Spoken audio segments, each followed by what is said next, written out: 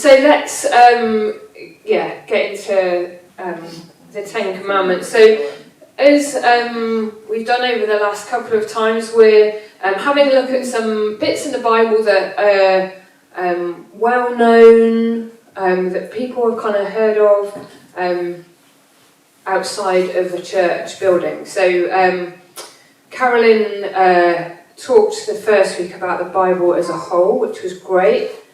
Last time I talked about something. Creation. Thank you. Good. Glad you were listening. So today we're going to have a look at the Ten Commandments, and just a reminder. So what is the Bible? It's not one book. Books within a book. Lots of different authors, lots of different types, styles of writing. Beliefs about the Bible that God communicates in some way through it. Tells us something about God, humans, and the relationship between God and humans. So good to keep that in mind, Danielle. Thank you. So the Ten Commandments, famous lines. Can anyone, off the top of your head, tell me a Ten Commandment? It's not a test, just interested if there's... Thou shalt not murder. Don't murder. Great. Yeah, we've already got into that a little bit involving snails. We'll move on for now. Oh yeah, go on. Thou shalt not covet thy neighbour's ass. Thank you for the King James version there. Yeah, why are we going thous and these? That's my big question. Really? Right, we're not doing thous and these. I'm just warning you now. That's not for me. So the Ten Commandments, why they're well known, reference in legal, ethical, moral discussions, and forms whether we see it obviously or not, and part of our kind of traditional moral framework. So we're going to have a read. There's 10 commandments. Some of them are short, some of them are long. I would love it if you can help me read them, because if not, it's just going to be a lot of my voice, which while is wonderful to listen to, you don't need to hear me all the time. So I'll start, then just if you could jump in. I've told you some are long, some are short. Get in on a short one. This is from Esther, which is the second book in the Bible. And so this is God speaking. He's talking to Moses. So this is what it says. And God spoke all these words. I am the Lord your God, who brought you out of Egypt, out of the land of slavery. You shall have no other gods before me. Number 1. Number 2. You shall not make for yourself an image in the form of anything in heaven above, or on the earth beneath, or in the waters below. You shall not bow down to them or worship them, for I, the Lord your God, am a jealous God, punishing the children for the sin of the parents to the 3rd and 4th generation of those who hate me, but showing love to 1,000 generations of those who love me and keep my commandments. Number 3. You shall not misuse the name of the Lord your God, for the Lord will not hold anyone guiltless who misuses his name. Number 4. Remember to observe the Sabbath day by keeping it holy.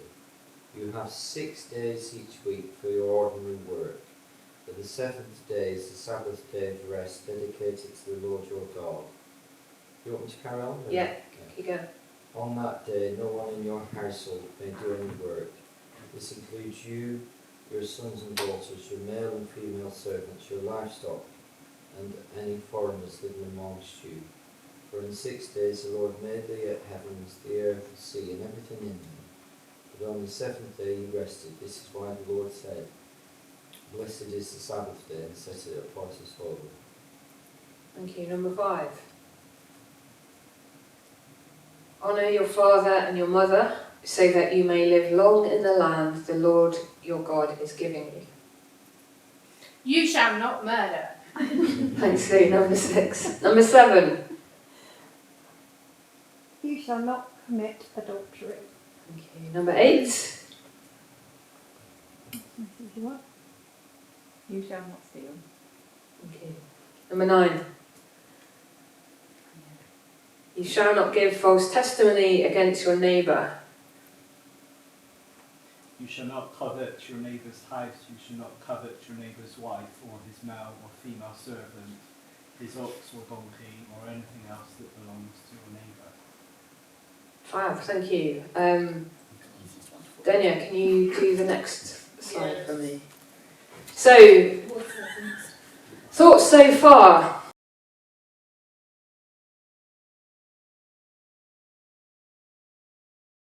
Nice. Cool, great. So we've got a video that we're going to watch. I think it's like 5 or 6 minutes. It's going to talk a bit about the Ten Commandments and a bit of kind of context around it and some stuff that happens after it. If you feel free to use the pens, post-its in front if you want to like make a note of anything as you hear it. And yeah, we'll pick up on some bits from the video and then have a bit of space to chat about that. So. You're most likely familiar with the 10 Commandments in the Bible, stuff we generally take as good advice. Don't murder, don't steal, honor your parents, the list goes on. And those are just the first 10. There are actually a total of 613 commands, all given to ancient Israel, found in the first 5 books of the Bible, which in Hebrew are called the Torah. Now the word Torah is usually translated in English as the law, because it has all of these laws in it. And as you read through them, you wonder, am I supposed to obey some of these, all of these? I mean, what's the purpose of the law? Well, that translation is kind of confusing because while the Torah has laws in it, the book itself is fundamentally a story about how God is creating new kinds of people who are fully able to love God and love others. And when Jesus taught about the Torah, he said that he was bringing that story to its fulfillment. So walk me through the story and how it's fulfilled. So the story begins with God creating humanity who rebels. And God chooses Abraham to bless all of the nations through his family, who end up in slavery down in Egypt, and so God rescues them. Then at Mount Sinai, God makes a covenant with Israel, like an agreement. And all of the laws that Moses gives to Israel are the terms of that agreement. They're like a constitution. And so some of the laws, they're about rituals and customs that set Israel apart from the nations. Other laws are about social justice or morality. And by following these, Israel would show the other nations what God is like. Okay, so the rest of the Torah is just the complete list of laws that Moses gives Israel? No, the rest of the Torah just continues the story. And the 613 commands are only a selection from that original constitution. And even these have been broken up and placed at strategic points within the story. Now pay attention, because you'll see a really clear pattern. Moses gives the first laws to Israel. Yeah, don't worship other gods, don't make idols. And then right after that, there's a story of Israel breaking those very laws. Yeah, they worship the golden calf. And so Moses gives some more laws, and then you get more stories of rebellion. Some more laws, rebellion again, some more laws, more rebellion, and you start to see the point. Right, no matter how many laws, they're just gonna continue to rebel. So at the conclusion of the Torah's story, Moses gives this final speech to Israel as they prepare to go into their new home. And he tells them, you guys, I know that you're not going to follow all of God's laws. You've proven to me that you're incapable. And Moses says the problem is that their hearts are hard and that they're going to need new, transformed hearts if they're ever going to truly follow God's law. And he was right. I mean, the story goes on to recount Israel's total failure. They go into the land, they break all the laws. Right. Now, the next section of books in the Jewish tradition are the 15 books of the prophets, and they reflect back on the story. For example, Ezekiel, he said that if Israel was ever going to obey the law, God's Spirit would have to transform their hard hearts into soft hearts. And Jeremiah said that's when obedience to God's commands wouldn't feel like a duty, but they would be written deep in their hearts. And Isaiah, he promised a future leader, Israel's Messiah, who will lead all of the people in obedience to the law. Now, in Jewish tradition, all of these books together are called the prophets, even the historical books, because they're continuing the story told from the perspective of the prophets. Okay, so we have the law and the prophets, and they're telling one connected story about God's desire to bless the whole world through a people, Israel, who it turns out needs a new heart. Yes, and Jesus saw himself as continuing that story. So he agreed with the law and the prophets when he taught that it's out of the human heart that come the most ugly parts of human nature. It's like the default setting of our hearts is opposed to God's law. But Jesus also said that he came to solve that problem, and in his words, to fulfill the law. So what does he mean there, to fulfill the law? Well, first he said that the demand of all of the laws in the Torah could be fulfilled by what he called the Great Command, that we are to love God and to love others. So that seems pretty easy. I mean, we all want to love. Well, we think we want to love. But Jesus showed how love is far more demanding than we realize. So he quotes the law, do not murder. And he says, yes, not killing someone is a very loving thing to do. But then he also says that when you treat someone with disrespect or when you nurse resentment against them, you're also violating God's moral ideal because you're not treating that person with love. And so Jesus said true love ought to extend even to our own enemies. So even though this command seems very simple, Jesus showed how our hearts are not currently equipped to fulfill even this basic command of God to love others. And that's kind of a downer. But where Israel failed, Jesus brought this story to its fulfillment. As Israel's Messiah, he fully loved God and others, and he showed all of the nations what God is truly like. He did this through his acts of compassion and mercy, and ultimately by loving his enemies even unto death. And after his resurrection, he told his followers that he would send God's Spirit to transform their hearts so that they could follow him and fulfill the purpose of the law, to love God and to love their neighbor. So this fulfills the story of the law and the prophets, or in the words of the Apostle Paul, the one who loves fulfills the law.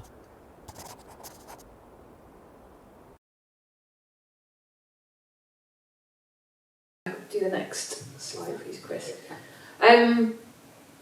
Talked about this verse from one of the prophets called Ezekiel, and I just wanted to pick this out. It's a verse that I love. When I started thinking, working out me and faith and God, I really felt like my heart was stony and stubborn, and it was something that I really struggled with. I felt like I understood stuff in my head, but that kind of the head to heart thing was something that is still now to some extent something that I find difficult, and I think some of that is about me and how I work as a person. But yeah, I love this verse and kind of what it says about what's possible. And yeah, that I will give you a new heart, I will put a new spirit in you, I'll take out your stony, stubborn heart and give you a tender, responsive heart. So yeah, just wanted to pick that one out. Next slide. What about Jesus? I really liked in that video how all kind of the big story was all linked together and pointing to Jesus. So just again a couple of bits that I'm picking out from there. Stay with me, Denia. The greatest commandment. I've put a question mark there on purpose. So Jesus was asked, "Teacher, which is the greatest commandment in the law?" And Jesus replied, "Love the Lord your God with all your heart, with all your soul, and with all your mind. This is the first and greatest commandment, and the second is like it. Love your neighbour as yourself." All the law and the prophets hang on these two commandments. A thing that I like about this, so kind of we had 10 commandments that turned into 613 laws, which that was really helpful, kind of how they laid that out, that it wasn't kind of like, here's 10, oh, you didn't do too well with those, here's 613, good luck. But yeah, I like how Jesus, there's something of simplifying, but as we heard, that these are huge, but for me, again, in my mind and how I work, it's helpful to have something to hang the stuff of life on. Say, love the Lord your God with all your heart, with all your soul. with all your mind, and love your neighbour as yourself. Next slide. Something I said in the video, love is more demanding than we realise, because we know that we're not perfect, but we like to think that we can love people, right? Like, everyone can do that, surely. But yeah, I really like that. Love is more demanding than we realise. This is the Message version of the murder verses. So Jesus, murder verses, that's not what they're called. Jesus says, you're familiar with the command to the ancients, do not murder. I'm telling you that anyone who is so much as angry with a brother or sister is guilty of murder. Carelessly call a brother idiot, and you might just find yourself hauled into court. Thoughtlessly yell stupid at a sister, and you are on the brink of hellfire. The simple moral fact is that words kill. Yikes. Yeah, like that's, I want to say insane. But I love how Jesus does this thing of, let's simplify it. This is what it's all about. But you think you know what love is, but Jesus just goes like deeper in just. I think it's amazing. It's I love it, and also it's really, really challenging because I prefer not to see this bit. But yeah, and just the last Bible verse.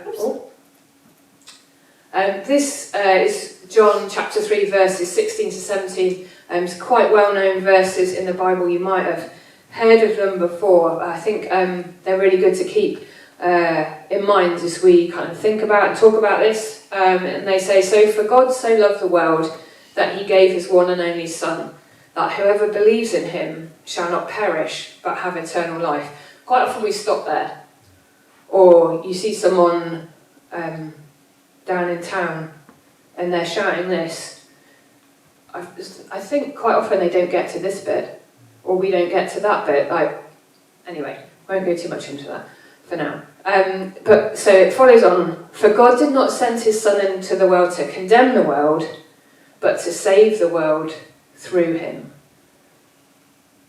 Which again, amazing, great, so much depth and so much more to all of this. We can read stuff in the Bible as words on a page. There's just always so much more to explore and wrestle with. I think it's really amazing that we get to wrestle with God's word and what is this? When Jesus is saying this, why is he saying that? What does that mean in that context? What does it mean for me today? And not in finding out answers and to have it figured all out and then great, tick, done the Bible, what's next? But it's always something to wrestle with. And I love how God just keeps speaking through the Bible. Same words on the same pages, but just through very different parts of life, something will speak to you. And yeah, I think it's just amazing. So I'm just throwing stuff out there, and I haven't got any questions or anything, but I have printed out the verses just because sometimes it's helpful to see them in front of you. So the Ten Commandments and some of these ones as well. And maybe in 2-3 little groups, just have a chat about whatever is kind of going on in your head, your heart right now. Again, be as honest as you want to be. We don't have answers or have all the answers, but yeah, good to chat. So let's do that for 5-10 minutes now, and we'll come back together, maybe share some stuff if you want to, but go for it. Have a chat, see what you think.